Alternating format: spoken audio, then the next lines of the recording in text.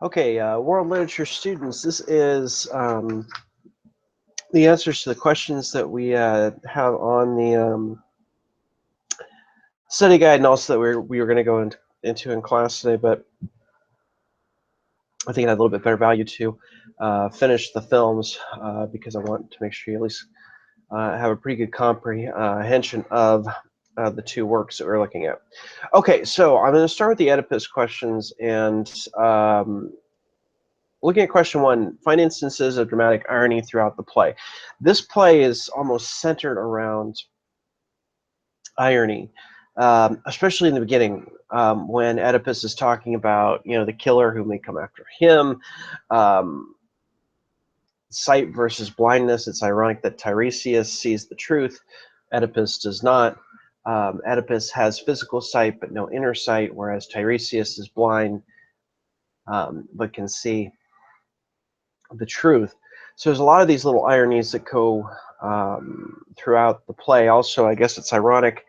One of the biggest ironies is that in their attempts to keep the prophecies from coming to fruition, Oedipus and Jocasta and Laios end up making the prophecies come true. So look for instances of that in the play overall. Number 2, who do you think is responsible for the tragedy of Oedipus? Some candidates: the gods, fate, Oedipus's hubris, which is human self-confidence, Tiresias, Jocastus, Laius, the Sphinx, all these things. It could be a combination of the two, and here really there's multiple answers that are possible as long as you are proving them with evidence from the text. Clearly, Oedipus and Jocasta have responsibility, but especially in the case of Jocasta, she was given a prophecy. Would she have taken action had she not heard the prophecy? That's something that you might think about when you're answering. Okay, number 3, why do you think that Oedipus accuses Creon and Tiresias of plotting against him? Even if he does have certain flaws, do you think they justify his horrible fate and final punishment? Okay, so in the beginning of the play, Creon comes back with the news that in order to get rid of the plague, the person who killed Laius has to be removed from Thebes. So, of course, well, I don't know, of course, but Oedipus thinks that this is kind of a ruse to get power for Creon. And there's a very good quote in the text while Oedipus and Creon are having that conversation where Creon says, "Why would I want to be king? My sister is the queen, my brother-in-law is the king. I can have influence on what happens in Thebes without any of the headaches, without the burden of office." And he makes a very good case for why he would have no desire to do so. Now, Oedipus does a lot of horrible things. He's not very nice to Tiresias. He's not very nice to Creon. But really think about it, if you think he deserves his fate or he's just kind of a plaything of the gods. The play kind of suggests both, but what do you think more strongly about? And it might be a little frustrating because there's not a single answer, but oftentimes in literature there is not a concrete answer for.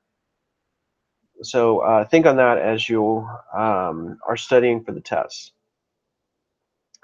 Number 4, here's some of the major themes of the play, and if you're answering a question on the passage identification or the small or short answer, these would be the types of themes that you might think about.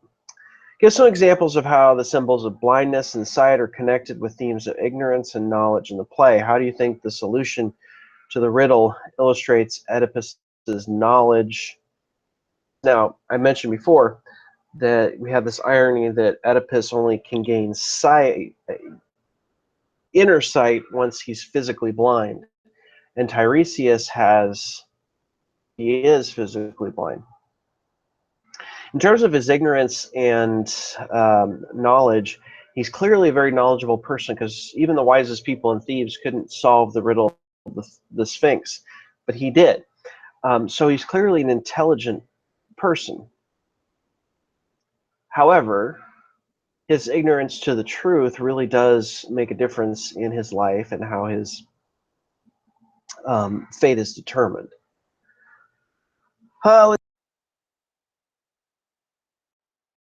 Are the motifs of the swollen foot and the limp related to the answers of the riddles? Can you find some ways in which they are related to the symbols of blindness, sight, and themes of ignorance and knowledge? Now, Oedipus in Greek is loosely translated to swollen foot. So Oedipus's name literally means swollen foot. And clearly he was told that he got the injury in the crib, as we see in his conversation with the messenger, but it was from his feet being bound on top of the mountain. And that kind of plays into the hubris in the play. Why would Jocasta not see those scars and say, "Oh my God, could this be my kid?" But he has the explanation that happened in the crib. So, getting back to the question,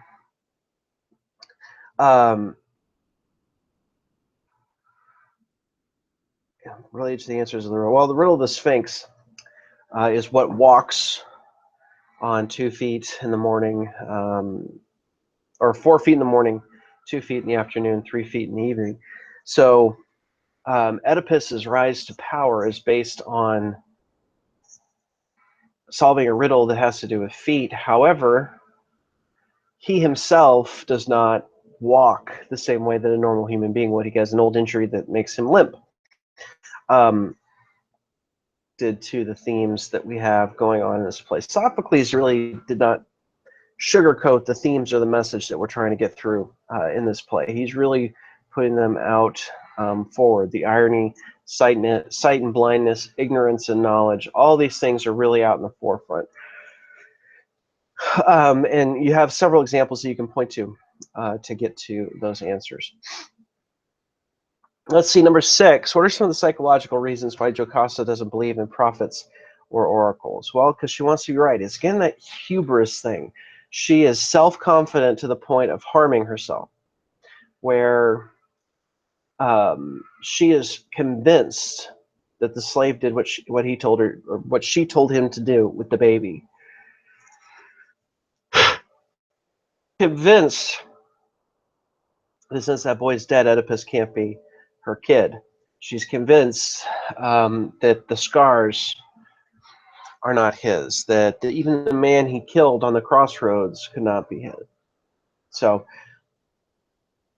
she really exhibits that human confidence that starts with giving the baby away to be exposed, that affects the way she views the world throughout the rest of the play. Okay, and this is more of your own opinion. Number 7, do you think Oedipus is innocent?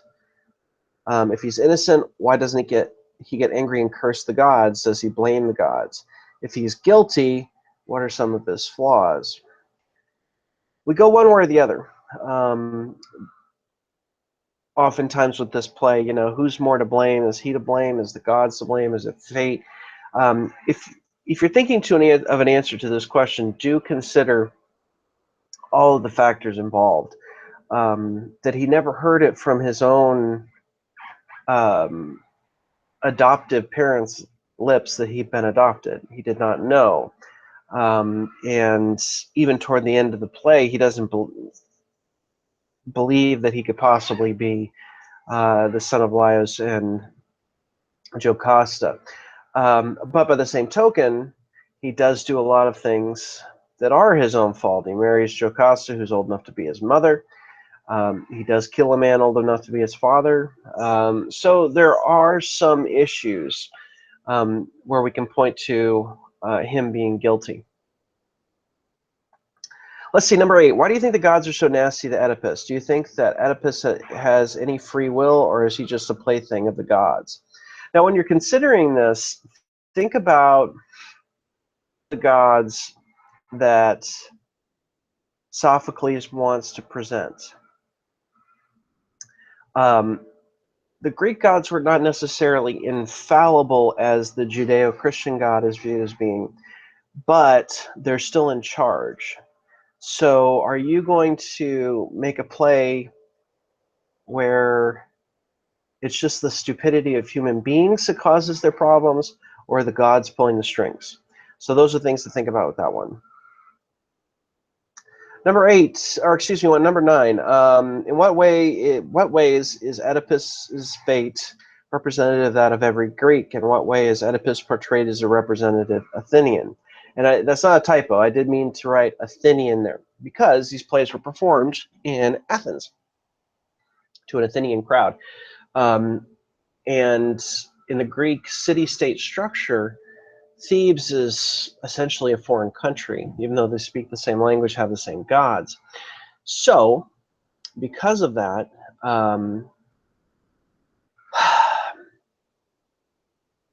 really what we're portraying here is a group of Athenians rather than Thebians. So like the values of knowledge and democracy and teachers and teaching and learning are exhibited here. The fact that Oedipus has more confidence than knowledge, that he wants more to be proven right on his theories than he does to see the actual truth. Many of the Athenian philosophers of the time would have viewed knowledge and truth as more important than necessarily being right.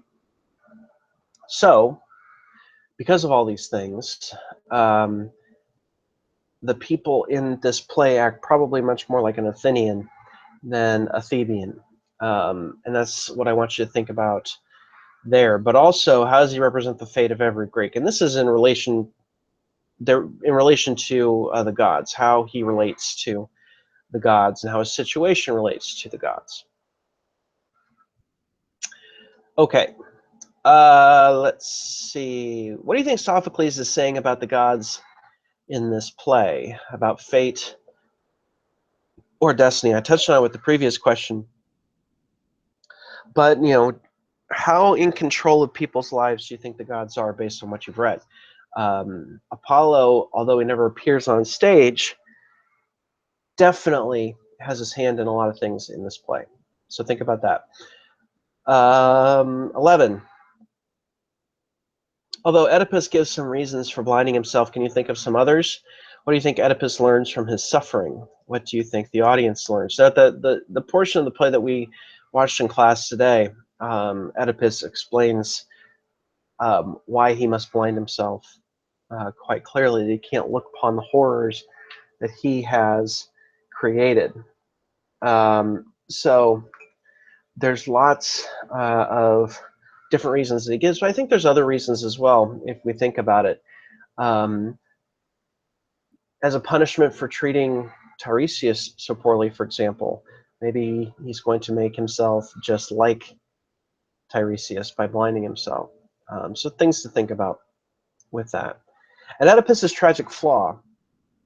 Now, I've mentioned hubris quite a bit, this human self-confidence, this belief that he's right.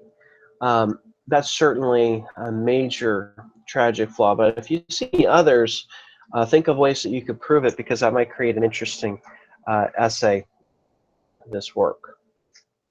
Okay, so that's Oedipus.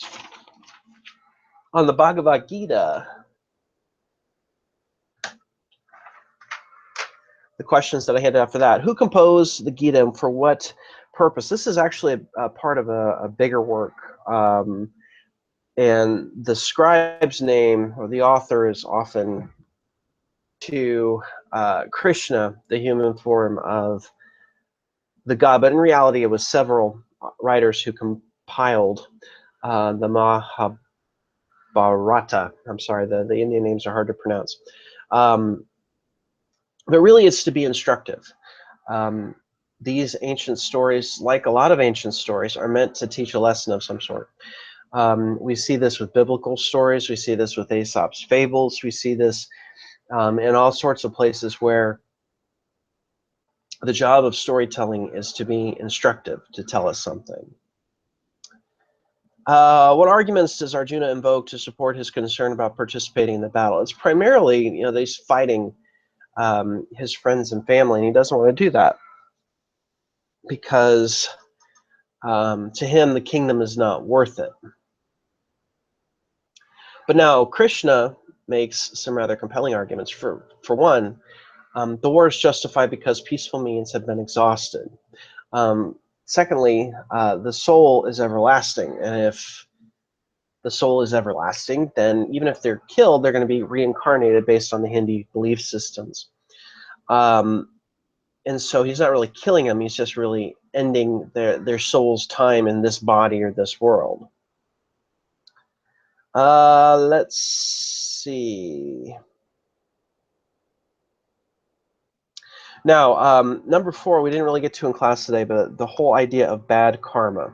For those of you who aren't familiar, I'm sure most of you have heard that word before, but karma is the concept of, it's like a scale. If you do good stuff will happen to you.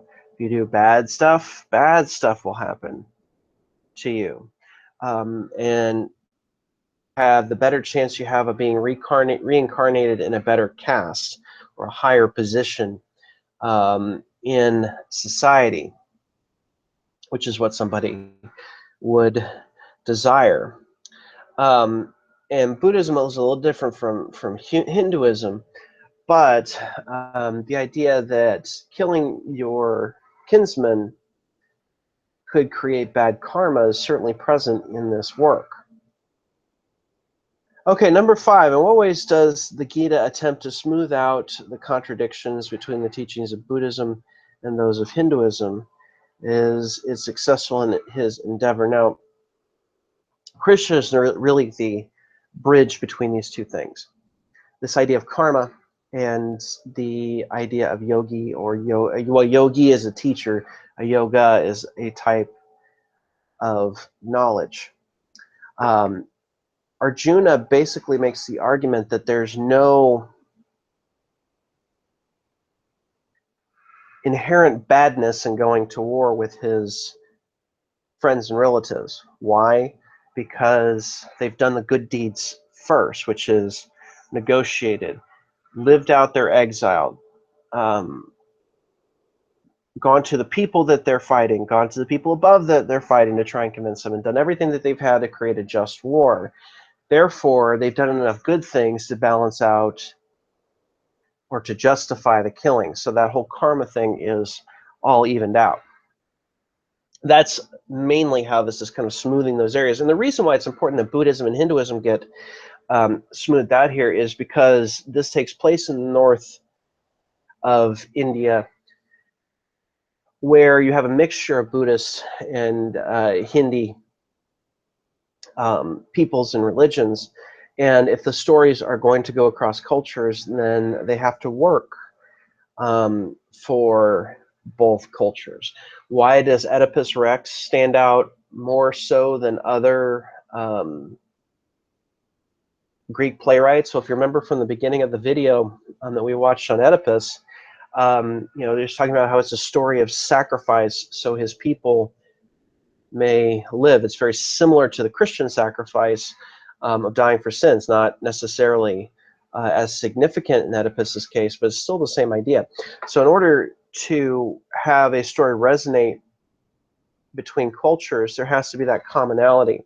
And I think some of what Krishna is arguing creates that commonality between Buddhism and Hinduism. Now, am I expecting you to know the intricacies of those religions for the test? Of course not. But just be familiar with Arjuna's ideas and reasons for not wanting to fight, and some of the reasons that Krishna gives to justify the fight. We talked about number 6, more or less. Now, what's really interesting is number 7. Is it possible to read this text as Mahatma Gandhi did, as an argument against violence? and how. Gandhi did think that this was an argument against violence, and the reason why was all of the stuff that's done to make it a just war. It's advocating taking nonviolence to its absolute far end before you lift a finger. Now, of course, Gandhi generally added that, you know, he wouldn't have gone to war. He would use nonviolence to get to his means or to his ends. But in so many of the works that we're going to read, violence is the answer very shortly after the initial conflict occurs.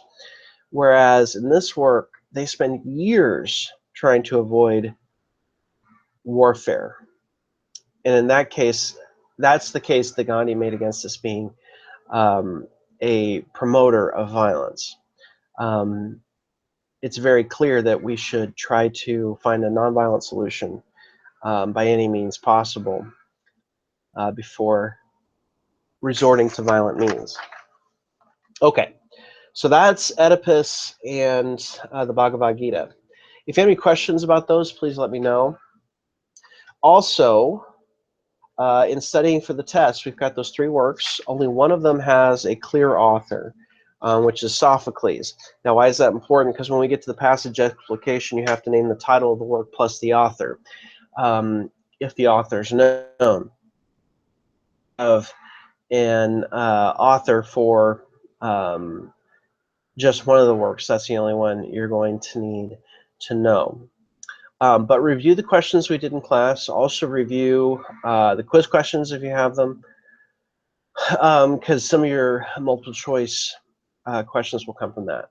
We'll get started right at the beginning of class tomorrow, so no journal, no quiz, nothing like that. And you'll have 2 hours to complete the exam with a little bit of a grace period at the end. If you need about 5 to 10 minutes to finish up after 2 hours is up, and then you can have it. All right, like I said, if you have any questions, please contact me, and I will see you guys in the morning.